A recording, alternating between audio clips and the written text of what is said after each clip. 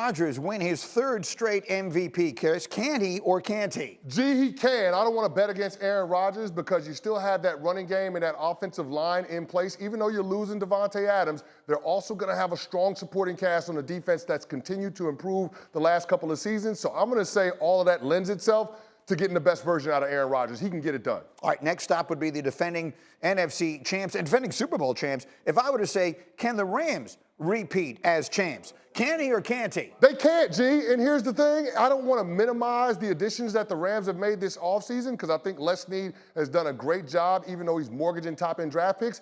But it's been 2 decades since we've seen a repeat champ in the National Football League. And in the words of one of my former teammates, O.C. Umenyiora, it's hard to eat when you're full.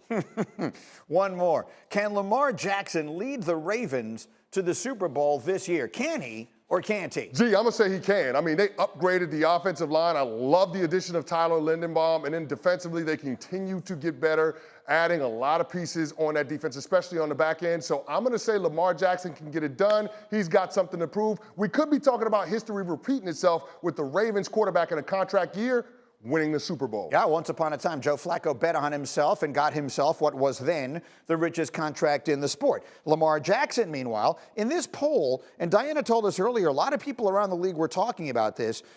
League executives and coaches and scouts and players did not have Lamar Jackson ranked in the top 10 quarterbacks.